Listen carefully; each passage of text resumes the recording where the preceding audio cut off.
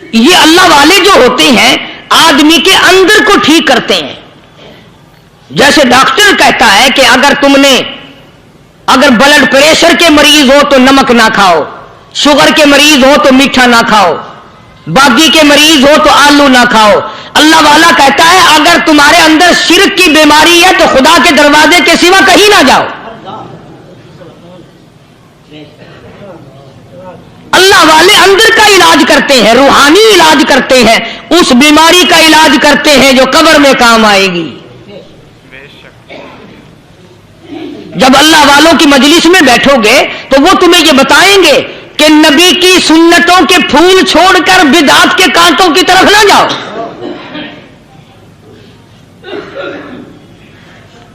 اور ہدایت ہے محمد کریم صلی اللہ علیہ وسلم کی. سبحان اللہ. وہ جوان کتنا خوش نصیب ہوگا جو حضور کے ساتھ سواری پہ سوار ہے. اللہ اکبر. سیدنا معاذ بن جبل رضی اللہ تعالیٰ عنہ کی ذات اقدس ہے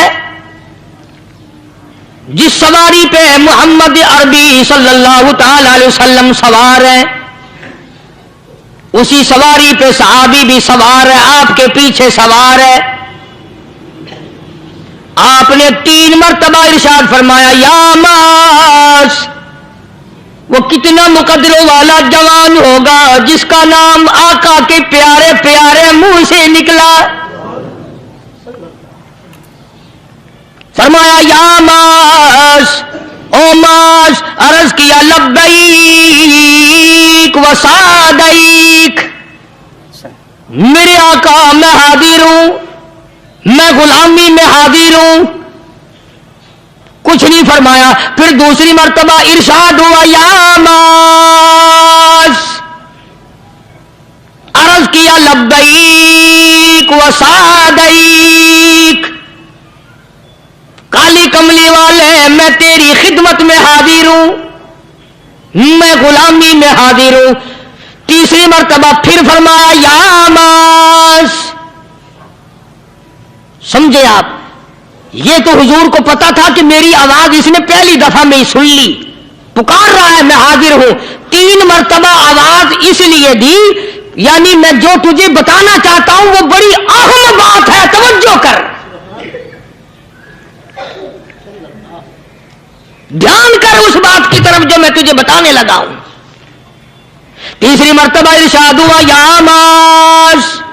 عرض کیا لبیک و سعدیک. میرے آقا میں حاضر ہوں، غلامی میں حاضر ہوں. ارشاد فرمایا یا معاذ لا تشرک باللہ.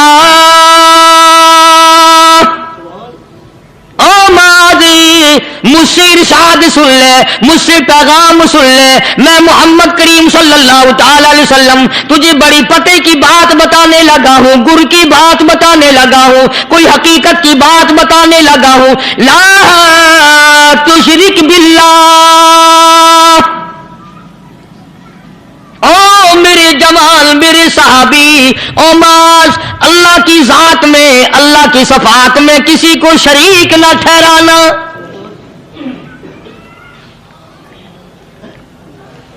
کسی کو بگڑی بنانے والا نہ سمجھنا، کسی کو پریشانی دور کرنے والا نہ سمجھنا، زندہ کرنے والا، مارنے والا، فقیر بنا دینے والا، فقیر کو شہنشاہ بنا دینے والا، اس کے سوا کوئی نہیں. چلو ہو گئی بات، فرما دیا آپ نے کہ شرک نہ کرنا. اب ہماری بات سنو، ابھی حدیث کا جملہ باقی ہے جو محمد عربی صلی اللہ علیہ وسلم کی زبان مبارک سے نکلا. اہم بات باقی ہے، ٹھیک ہے فرما دیا، لیکن اب سوال کرو سرکار مدینہ صلی اللہ علیہ وسلم سے کہ جی اگر کوئی مصیبت کی وجہ سے کر بیٹھے، اگر کوئی پریشانی کے عالم میں آ کے کر بیٹھے، کوئی دکھوں کا مارا ہوا کر بیٹھے تو صاف فرما دیا. فرمایا او معاذ ان قتلتا،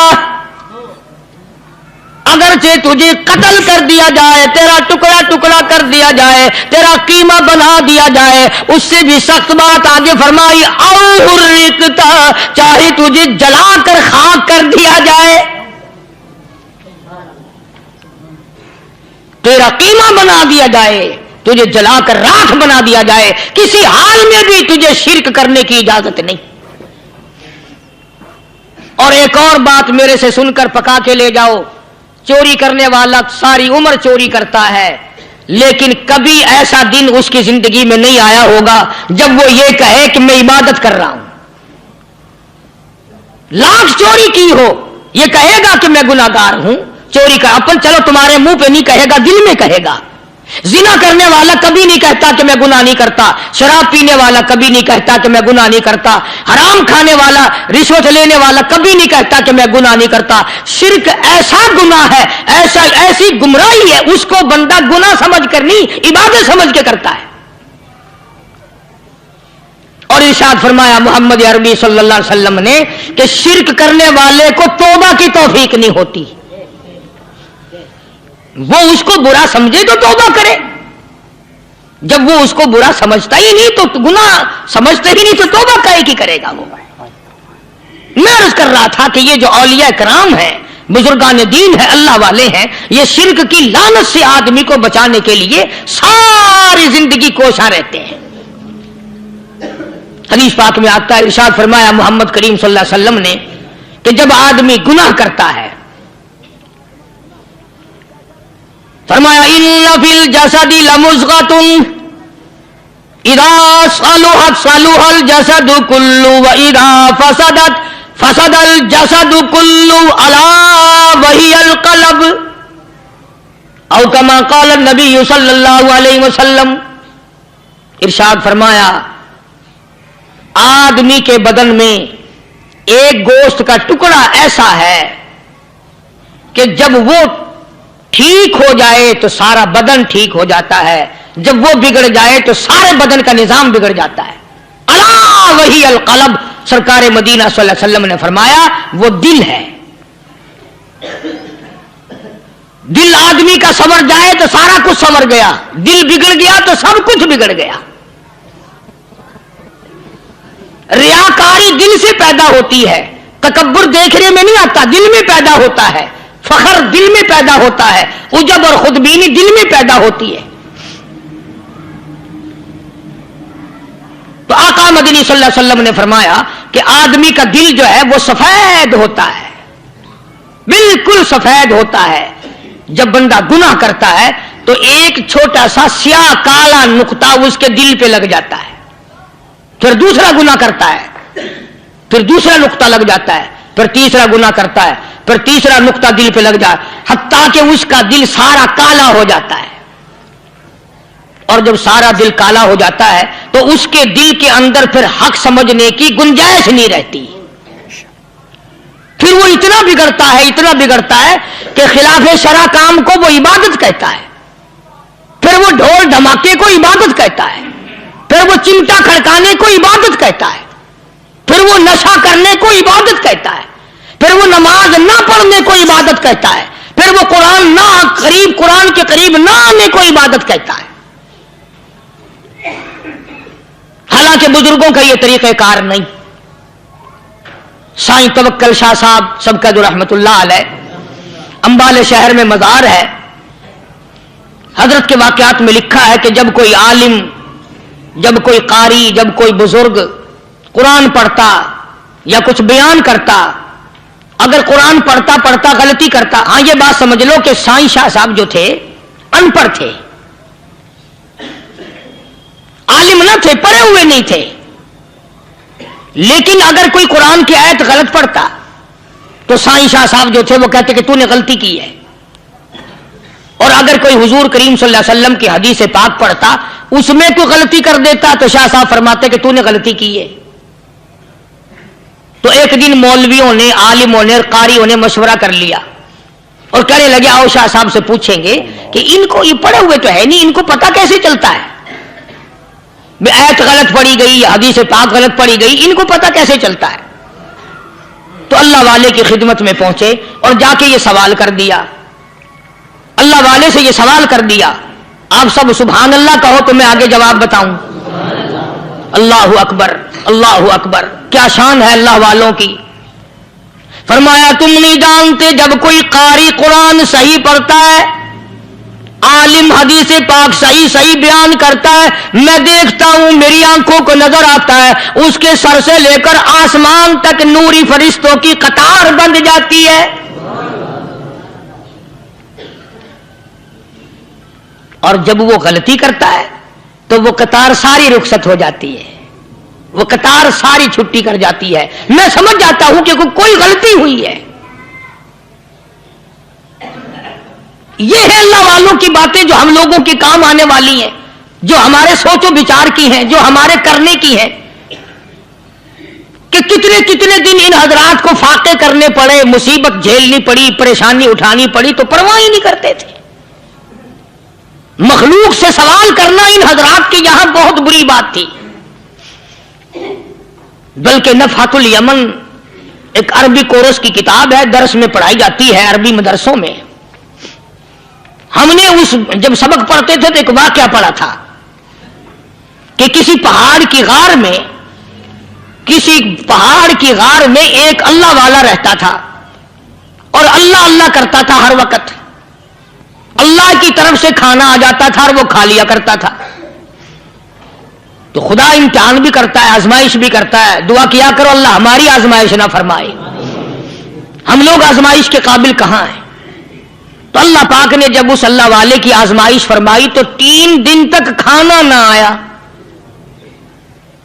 3 روز تک کھانا نہیں آیا۔ جب نہیں آیا تو بھوک نے ستایا، اور جب بھوک نے ستایا تو پریشانی ہوئی، اور جب پریشانی ہوئی تو دل میں خیال آیا کہ اب میرے لیے سوال کرنا جائز ہو گیا، اب تو میں بالکل بھوک نے تنگ کر دیا مجھے۔ تو پہاڑ سے نیچے اترے اور جا کر کے ایک مکان پہ سوال کر دیا، اور سوال یہ کیا کہ اللہ نام پہ مجھے کھانا چاہیے۔ ان گھر والوں نے 3 روٹیاں دے دی، ان گھر والوں نے 3 روٹیاں دے دی، اور یہ اللہ کا ولی لے کے چل دیا۔ تو جس گھر سے 3 روٹیاں ملی تھی ان کے یہاں ایک کتا بھی تھا، وہ اس ولی کے پیچھے لگ گیا اور بھونکار قریب تھا کہ کاٹ کھائے پھاڑ کھائے۔ اللہ کے ولی نے سوچا کہ یہ تو بڑا ظالم کتا پیچھے لگ گیا، 1 روٹی اس کو پھینک دوں، 2 مجھے کافی ہو جائیں گی، یہ پڑا اس کی ہلنے لگ جائے گا، مشغول ہو جائے گا، میں نکل جاؤں گا۔ چلو یہ کتاب کی بات ہے، حدیث کی نہیں۔ تو نفحۃ الیمن کتاب میں واقعہ یوں لکھا کہ کتا 1 روٹی کھا کے پھر بھاگ کے اس ولی کو مل گیا اور بہت بھونکار کاٹنے کے قریب ہوا۔ تو پھر اللہ کے ولی نے سوچا کہ یار 1 ہی روٹی کافی ہو جائے گی، یہ تو پھر ظالم پیچھے ہو گیا، اس نے دوسری روٹی بھی اس کو پھینک دی۔ اللہ کی شان، کتا دوسری روٹی کھا کر کے پھر ولی کے پیچھے، اس نے سوچا ایسی روٹیوں سے تو یوں ہی بھلے، وہ تیسری بھی پھینک دی، کتے نے تیسری بھی کھا لی، اور جب تیسری روٹی کھا کے کتا بھونکا، اب ولی کھڑا ہو کر غصے میں آ گیا اور کہنے لگا او کتے تجھے شرم نہیں آتی؟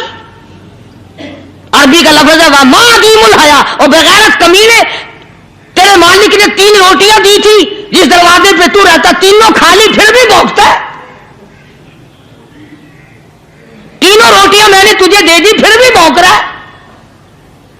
تو یوں لکھا اس کتاب میں کہ اللہ پاک نے کتے کو بھی زبان دی، اور وہ یہ کہنے لگا کہ ولی صاحب ذرا ٹھہرو، خود فیصلہ کرو، تم بے غیرت ہو یا میں بے غیرت ہوں؟ فیصلہ جناب کریں، میں کتا ہوں، آپ ولی ہیں، جنت کے کھانے کھائے، ارے 3 دن نہ ملا تو آدمی کے دروازے پہ آ کے ماتھا گھسایا، جھولی پھیلائی، بھیک مانگی، مجھ سے قسم لے لو میں کتا ہوں، کئی مرتبہ 8 دن ٹکڑا نہیں ملتا، قسم لے لو اس دروازے کے سوا کبھی کسی دوسرے دروازے پہ نہیں گیا میں۔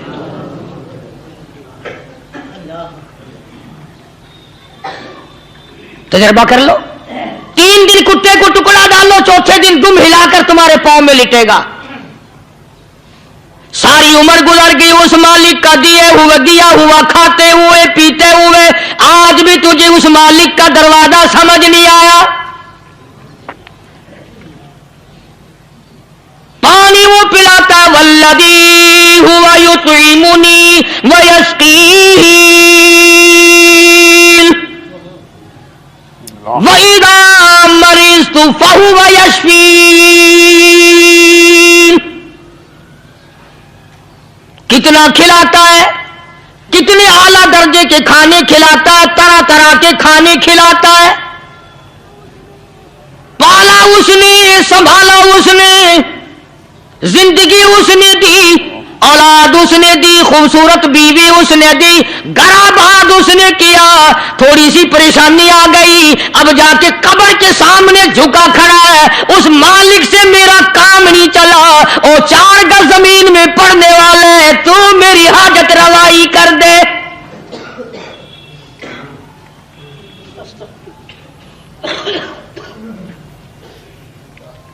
कौन से वली ने ये तालीम दी, कौन से वली ने ये तरगीब दी?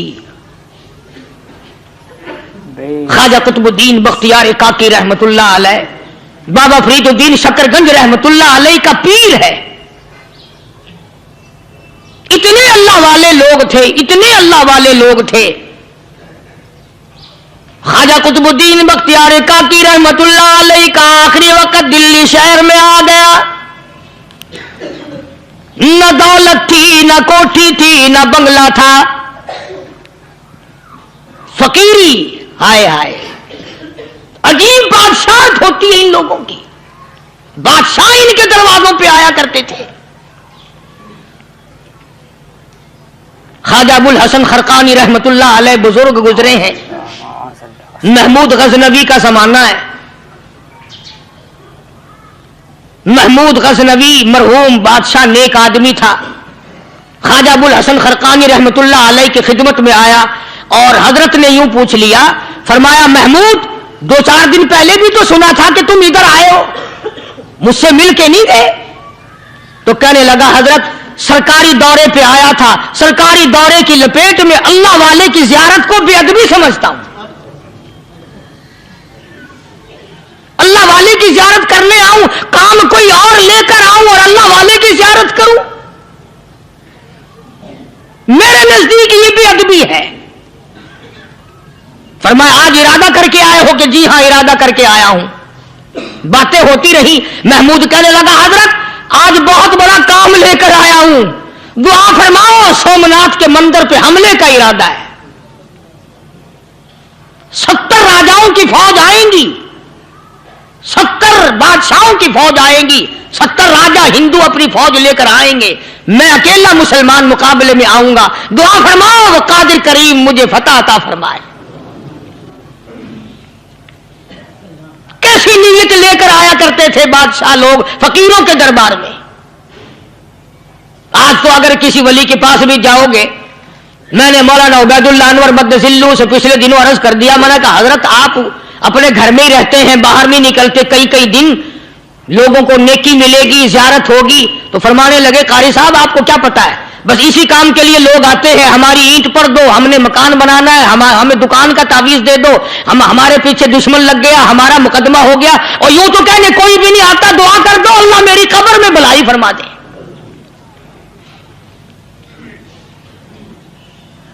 तो महमूद गजनवी ने ख्वाजा अबुल हसन खरकानी से दरखास्त की कि आप दुआ फरमाएं। अल्लाह वाले ने दुआ भी फरमाई और अपना मुसल्ला दे दिया। यूं फरमाया महमूद जब मुश्किल वक्त आ जाए इस मुसल्ले पे खड़े होकर 2 रकात नमाज अदा करना।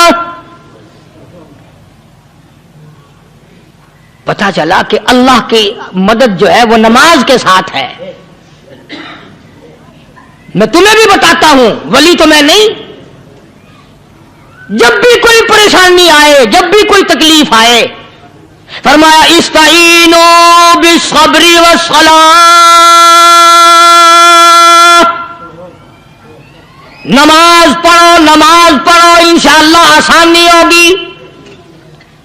सब्र कर, नमाज पढ़, इन्नल्लाह मस्साबिरीन, अल्लाह पाक सब्र करने वालों का साथी है। सब्र भी करता जा, नमाज भी अदा करता जा, जिससे तेरा बिगाड़ है यूं भी सोचता जा मेरी तरफ से कोई जुल्म ना हो जाए, मैं मारा जाऊंगा। सल्ला साथ लेकर चला गया और अपनी फौज को लेकर के सोमनाथ के मंदिर पे हमला कर दिया। मुसलमान फौज बड़ा सफर करके आई थी, दूर से आई थी, थकी हुई थी, चूर चूर थी, इतने हालात ना थे, इतने हथियार ना थे। 70 राजाओं की फौज के मुकाबले में मुसलमानों को शिकस्त हो गई। محمود غزنوی کو خبر دی گئی بادشاہ شکست ہو گئی. محمود نے 2 رکعت نماز ادا کی. اور یہ بھی بتا دوں اللہ والوں کا اتنا ادب کیا محمود غزنوی نے کہ اس مصلے پہ کھڑے ہو کر نماز نہیں پڑھی, اس کو سر کے اوپر رکھ کے نماز پڑھی.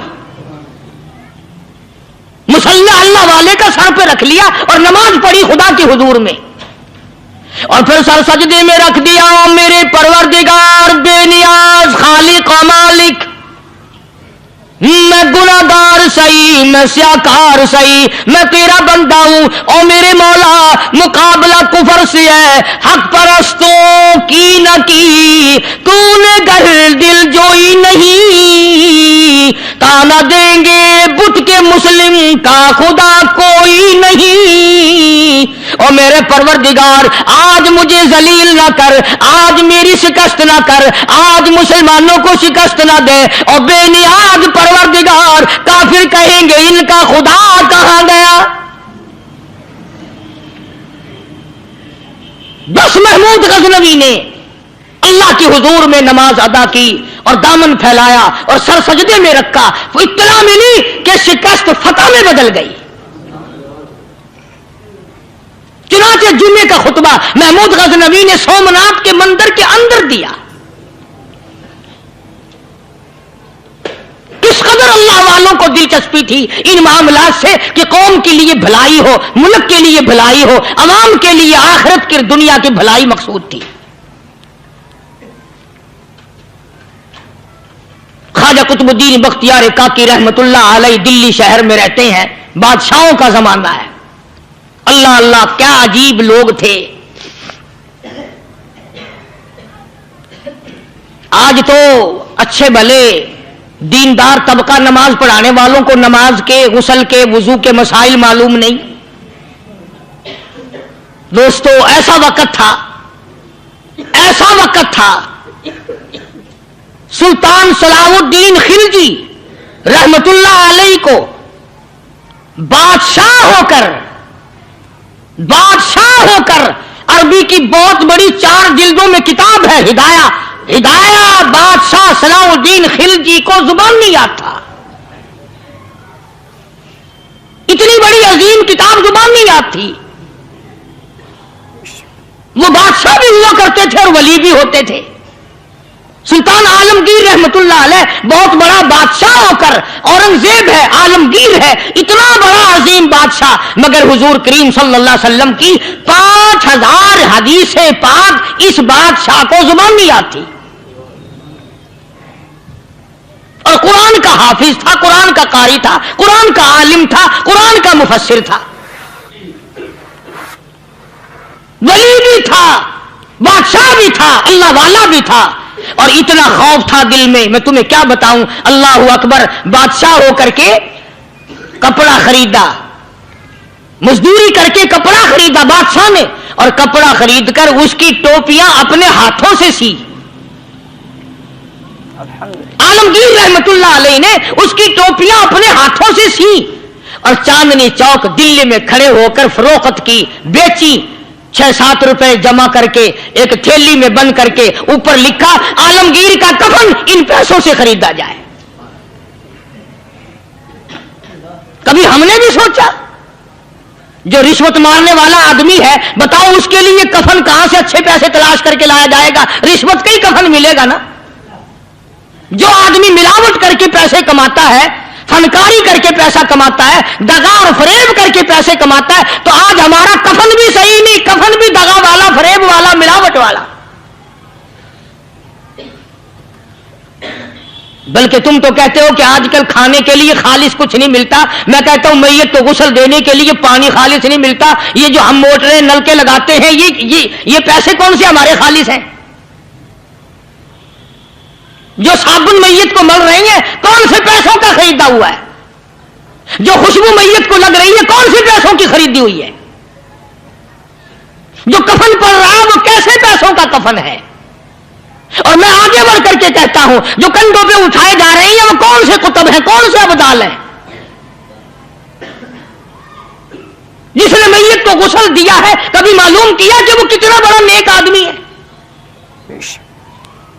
یہ تو ہمارے آخری وقت کا حال ہے، اور اس طرف کسی کا دھیان نہیں، سوچ نہیں، وچار نہیں، قطعی طور پر اندھے ہو جاتے ہیں. او میاں ٹھیک ہے جو کچھ ہو رہا ہے. اچھا ایک بات عرض کروں، اللہ تبارک و تعالیٰ کے یہاں جب ہم جائیں گے، اگر اور سارے معاملات کو چھوڑ دو، اللہ پاک یہی پوچھ لے کہ میاں یہ کفن جو پہن کے آیا یہ کیسا ہے، یہ جو کفن پہن کے آیا یہ کیسا، ہم کیا جواب دیں گے؟ بادشاہ عالمگیر رحمت اللہ علیہ نے تھیلی پہ لکھ کر کے بند کر کے رکھ دیا، جب میرا انتقال ہو جائے، میری موت آ جائے، جب میں دنیا سے رخصت ہو جاؤں، جب میں دنیا سے چلا جاؤں، میرا آخری لباس جو میں نے ساتھ لے کے جانا ہے، وہ شادی کے جوڑے دنیا تیار کرتی ہے، سفر کے جوڑے دنیا تیار کرتی ہے، غیر ملکوں میں جانے کے لباس دنیا تیار کرتی ہے، ادھر ادھر جانے کے لیے، تقریبوں میں جانے کے لیے جوڑے لباس پوشاک دنیا تیار کرتی ہے. اور میں کہتا ہوں لوگوں، قبر کی پوشاک ہم کب تیار کریں گے؟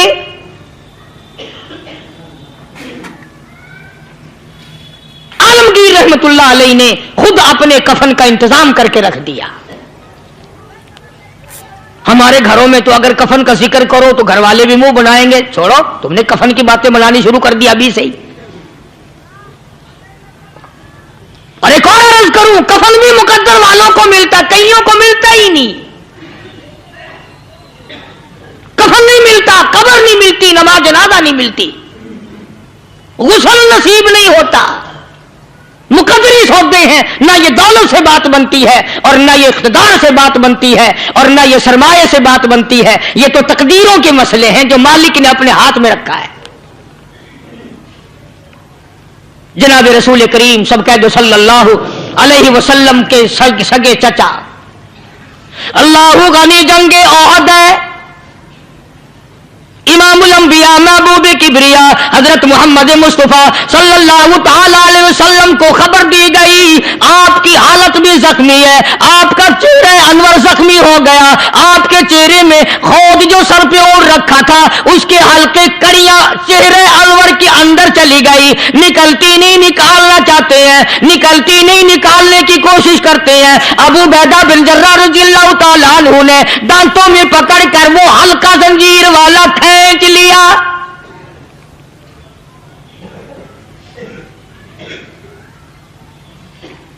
اللہ غنی، ادھر خون کا پھوارا چھوٹا، خون کا پھوارا چھوٹا. اللہ، عرش الہی سے آواز آئی، جبریل. پل جھپکنے کے برابر جبریل ساری دنیا کا نظام طے کر سکتا ہے. توجہ، اللہ نے آواز دی جبریل، عرض کیا حضور، فرمایا یاد رکھ اگر میرے محبوب کا خون زمین پہ گر گیا تو پھر تو جبریل کا آئے گا. سدرۃ المنتہا سے سکنڈ تو بڑی چیز ہوتی ہے، پل جھپکنے سے پہلے جبریل نے آ کر اس خون کو سنبھالا ہے. اتنی عظمت ہے سرکار مدینہ صلی اللہ علیہ وسلم کی اللہ تبارک و تعالیٰ کے یہاں اور ہر پیغمبر کی. ابراہیم علیہ الصلوۃ والسلام کو وقت کے بادشاہ نے منجنیق میں بٹھا کر یوں آگ میں پھینک دیا، اس منجنیق میں سے، پنگوڑے میں سے خلیل نکل چکا. آواز آئی جبریل، جواب ملا حضور کہ میرا خلیل کو کیا ہوا؟ حضرت جبریل کو حکم ہوا یاد رکھ اگر خلیل کا ایک بال بھی جل گیا تو جبریل کس کام کا. اللہ تبارک و تعالیٰ کے فرشتے نے پہلے پہنچ کر آگ پہ پر بچھا دیے.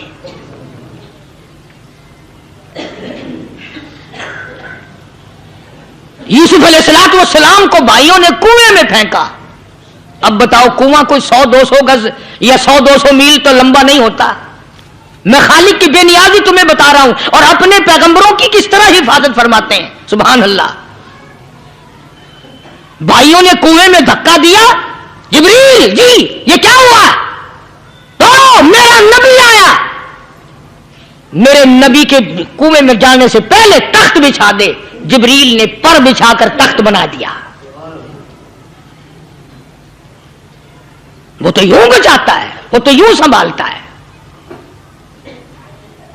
ابو عبیدہ بن جراح رضی اللہ تعالی عنہ نے سرکار مدینہ صلی اللہ علیہ وسلم کے چہرے انور میں سے وہ جو زنجیر کڑی کھینچی اللہ اللہ, ابو عبیدہ کے 2 دانت نیچے کے, 2 اوپر کے, 4 دانت نکل گئے.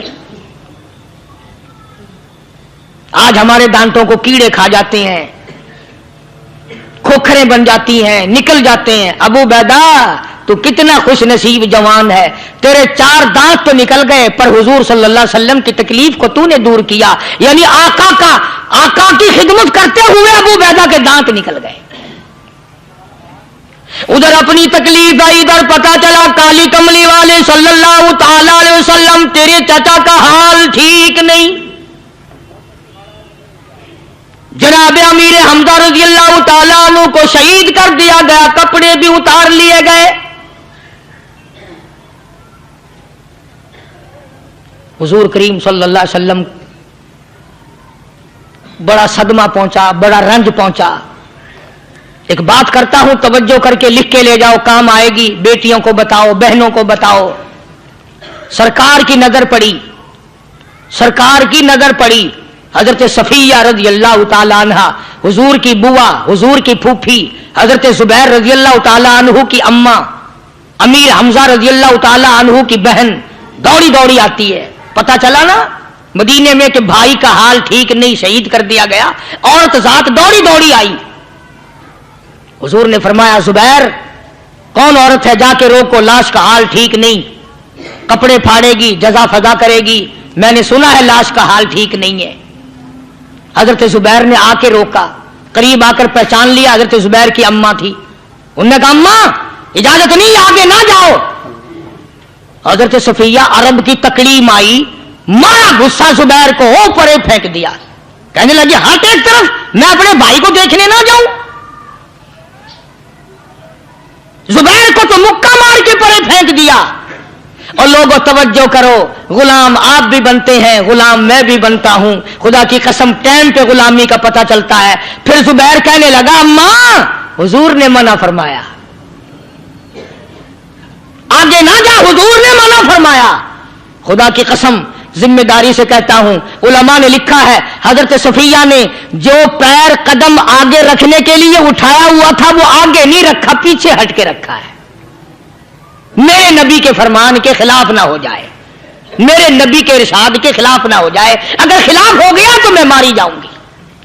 اور وہی رک گئی, کہنے لگی او زبیر بیٹے جاؤ, میرے محبوب سرکار مدینہ صلی اللہ تعالی علیہ وسلم سے جا کے کہو میں نے لاش کا حال سن لیا ہے, مجھے سب کچھ پتا چل گیا ہے. جا کے کہو بے شک میں عورت ہوں لیکن گھبراؤں گی نہیں. جب سے میں نے تیرا کلمہ پڑھا ہے میں نے صبر کرنا بھی سیکھ لیا ہے.